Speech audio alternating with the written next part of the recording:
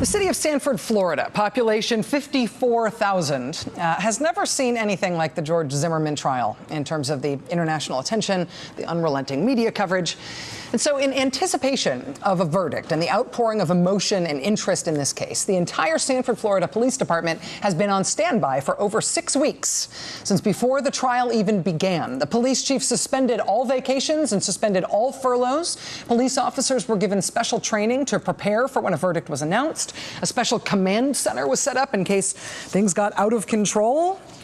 But that is not what happened. Saturday night, when the court announced that a jury had found Mr. Zimmerman not guilty of second-degree murder or manslaughter in the death of Trayvon Martin, instead, the city of Sanford looked like this. Outside the courthouse, there was a strong reaction, to be sure, but the gathering was just as assuredly peaceful, vocal, but peaceful. Same goes for yesterday, the day after the verdict was announced. There were multiple protests in Sanford, Florida, including a rally in front of the courthouse where the trial took place and a noonday prayer at churches across the city. On Saturday night, on the other side of the country, protesters took to the streets in San Francisco and in Oakland. There were some reports of vandalism in Oakland. One person was arrested, but by and large, the protests were peaceful. Then yesterday was a big day for organized protests all over the country. If he wouldn't have followed Trayvon, we wouldn't be here today. They also say this is about more than the death of Trayvon Martin. We see senseless death each and every day in the city of St. Louis. Those participants throwing Skittles up in the air. The gesture meant to send a message mainly to federal prosecutors. Protesters are hoping that gatherings like this will keep pressure on the Justice Department. Hundreds of people took to the streets of Atlanta tonight to protest the not guilty verdict in the George Zimmerman trial. More than a dozen people took to the streets in Dallas to protest this verdict. They were holding signs saying no justice, no peace.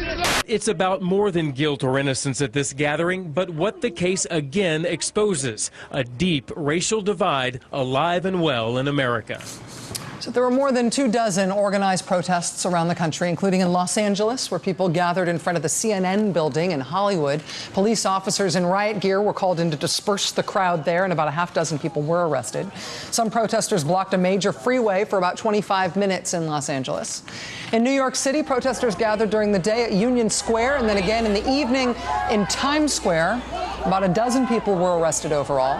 In Newark, New Jersey, hundreds of people braved 95-degree heat to wave signs high above their heads and chant "No justice, no peace." They marched to the federal courthouse. This is outside the Justice Department. A few people with a lit sign, "Justice for Trayvon." In Chicago, hundreds of people gathered for a moment of silence before the verdict. There was a fairly concerted effort, I should say, to terrify the country about what kind of horrible reaction there would be to the verdict. There was a verdict, indeed, this weekend, and people responded with demonstrations. And they were almost entirely peaceful, emotional protests all around the country.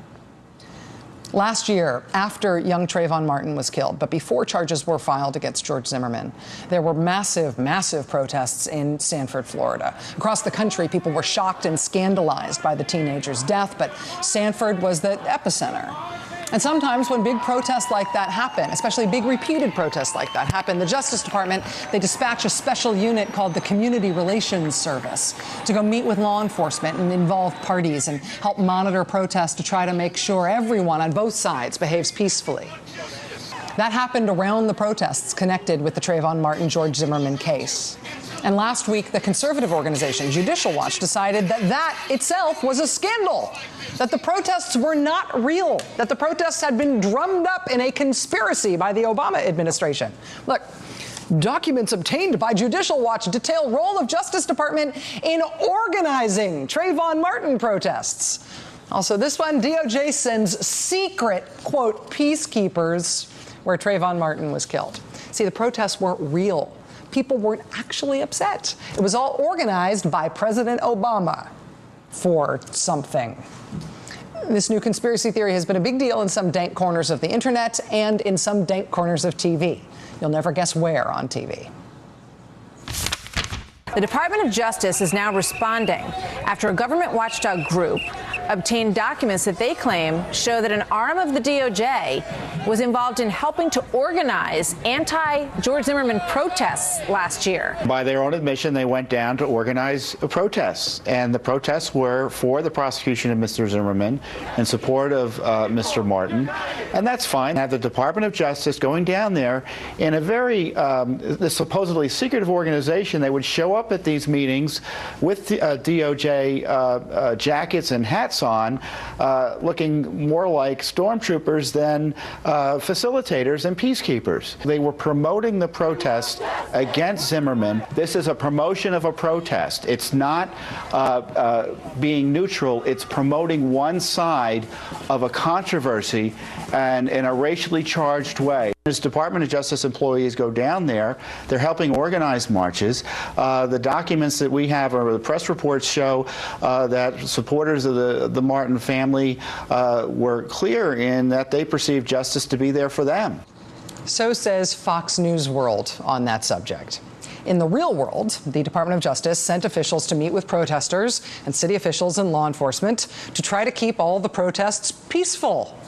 And if they were supposed to be there in secret, then they probably wouldn't have worn the T-shirts that said DOJ on them when they went to all these public meetings.